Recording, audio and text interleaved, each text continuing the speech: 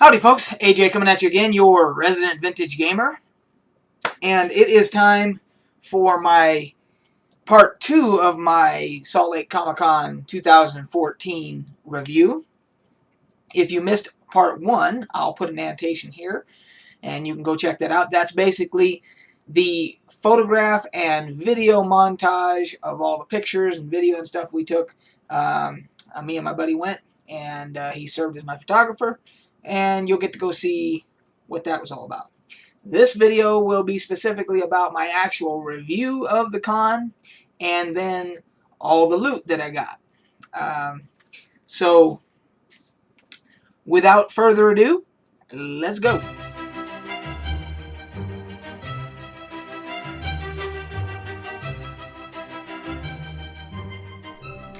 Okay, to start off with, Salt Lake Comic Con 2014. Took place last weekend, last Thursday, Friday, and Saturday, 4th, 5th, and 6th of September 2014. So, let's start off with the overall review, and then we'll get into the loot. So, the pros of the changes that they have made, this was their second year. First year, we did a Comic-Con in September, and then the following spring, which would have been the spring earlier this year, was the Salt Lake Comic Con Fan X, short for Fan Experience. So this is technically our second annual Comic Con, but actually it's the third event by the people that put on the Salt Lake Comic Con. So the things that I think they improved upon since last year, number one, the one that stood out to me the most was that if you go to any panels, in the last couple of events, there was always confusion with the lines. There's a lot of conference rooms that are really close together, and so if you are in a line next to another panel room that's going to and also has a line, there was a problem with sometimes the lines getting mixed up and people not knowing which line to get in. You also have the VIP. For each room, you have a VIP line. People that paid for VIP passes have a separate line, and they get to get in first. They get the preferred seating. And I guess if I paid $150 for a VIP pass or whatever, I'd want preferred seating too. So there was just a lot of confusion. And what they did with this event is they have a person that stands, a volunteer or a staff member who is in a very obvious, looking shirt that is very easy to identify them, and they have on a paddle with a sign on it what room it is, and they hold that above their head and they stand at the back of the line. So and then as the line grows, they just keep moving back, and that way as people come up, it's very obvious where the end of the line is for which room. Thumbs up all the way around. Very good, organized way to do it. The other pros, they did a much better job of moving the talent, the celebrities that were there with the autograph booths. They moved them out of the main vendor area. They moved them to the other wing of the convention center, which had more display booths as opposed to vendor booths, and there was a lot more room for lines to line up without blocking pedestrian traffic. When they had it in the other events and they had it in the main room, the lines could easily back up to the vendor booths, and then people could not, it basically blocked pedestrian traffic, and it made for an absolute nightmare. So another thumbs up. So they are, each event, they're getting better. They're processing more people. Each event has had more people. The first one, about 70,000. The fan experience, I believe, was in the neighborhood of 100,000, between 90 and 100,000.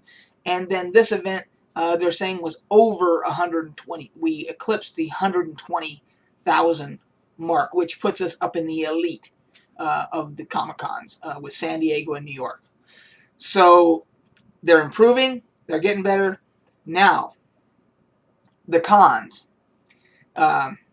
the cons of the con, um, or then let's say the negatives. And I hate to use that word, but unfortunately there was a couple of things. Number one, on Thursday, the lines were horrible for people to get in. Wrapped all the way around the block. People stood in line for hours trying to get in. They were just overwhelmed with the number of people that showed up on Thursday. I don't think they were anticipating it. However, come Friday and Saturday, they had already made some adjustments and made it much more efficient and pleasant for the people attending. So I have read, I have done a little bit of research and looked at that. For next year, they're talking about maybe moving some of the panels to other buildings in the surrounding area. You have the Marriott across the street, which has conference rooms. You have the Hilton, which is basically across the street, which also has conference rooms. You have the Energy Solutions Arena, which they could move some panels and things to there to basically free up space inside, and you would not have all 120 plus thousand people, or however many people were there that day. You wouldn't have them all converging upon the Salt Palace at one time. So I think that if they do that, it will make a world of difference. So there you have it. Now, as an overall impression, had a fantastic time. Each event that I go to, I feel that it's obviously much more efficiently run, and I think that it's becoming obvious to anybody that has been to the other events, that it's much easier to have a pleasant time at the events. So I think overall I have to give them a thumbs up for the event. And obviously there were some things that they had hiccups on and everything, but the important thing is that they are adjusting, they're making adjustments as they go, and they're continually improving. So there's my review on it. Now let's get into the loot. So to start off, when we first walked in to the exhibit room, this was the first booth. This was a big booth. They had a lot of products there. And actually, I'll show you. I'll shoot up a picture here real quick of their booth.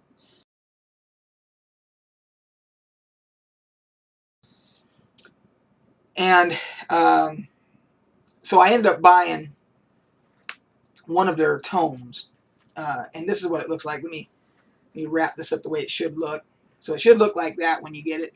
It's basically a tattered looking real leather notebook that has actual like parchment paper inside. And for me, being the avid D&D player that I am, I can think of a number of uses for this. I'm either going to use it as my own notebook for keeping an adventure log, because I play in a regular Pathfinder game. I could use this as that. Or if I decide to get really creative, I could actually scribe in here the beginnings of a novel, of a book, and use this as a prop when I DM a D&D game, and say to the adventurers, hey, you open the chest and you find, a few gold pieces or anything, but you find this interesting looking leather-bound tome. And then they can actually, at the table, then they can open it and they can start reading it, and however I do it, it'll lead them to their next adventure, hopefully. So many uses for that. I just loved the way it looked with that tattered leather and everything, and it just looked too cool to pass up. So that was number one. Next was, I'm a big fan of The Walking Dead. So I was walking by a booth, and I saw that this guy had done all of these. He had a lot of the different characters, and I didn't care for some of them. They didn't have the detail that this one does. This one jumped out at me with the wrinkles and the detail in the face, and I think he just captured the look of Rick Grimes. So I had to have it. I don't even have any wall space left. I have no idea where I'm going to put this. Maybe underneath the Raider sign. That's one little spot I've got left there. And then as you can see, even though I don't have any wall space, I had to get this.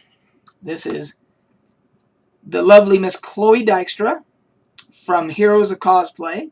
And this was what when on the show Heroes of Cosplay, this was my favorite character that she did, my favorite cosplay that she did, Poison Ivy. And if you watched that episode, you would remember that these little guys, they actually had animatronics, so the mouths would open and close and everything on her costume. Very cool. And she was so nice and so pleasant and everything at her booth. And so gracious that I said, you know what, even though I don't have any wall space, I'm going to buy a picture.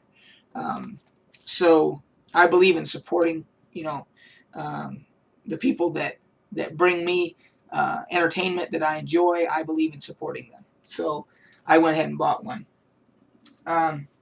Couple of little things before we get to the main piece. Just a couple little things.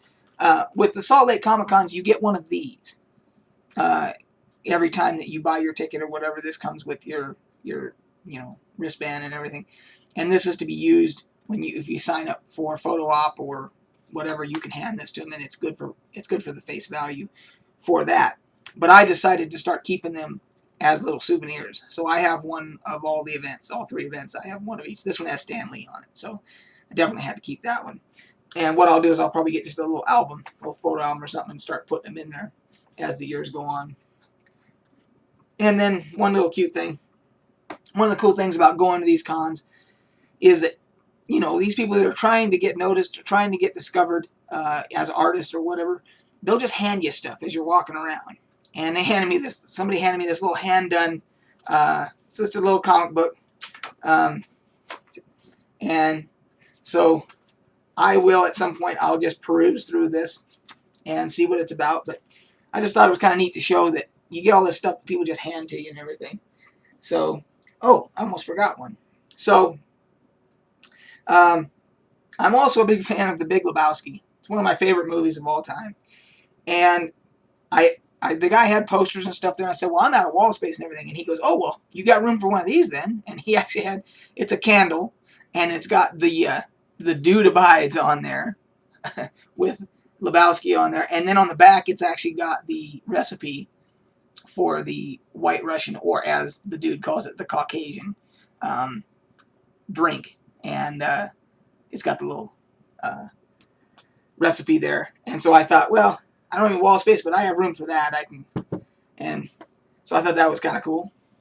And then last but not least, I entered a Kickstarter campaign. I contributed to a Kickstarter campaign for this game called Sojourner Tales by Tracy and Laura Hickman of D&D fame, of Dungeons and Dragons fame, particularly Dragonlance and Ravenloft and all that.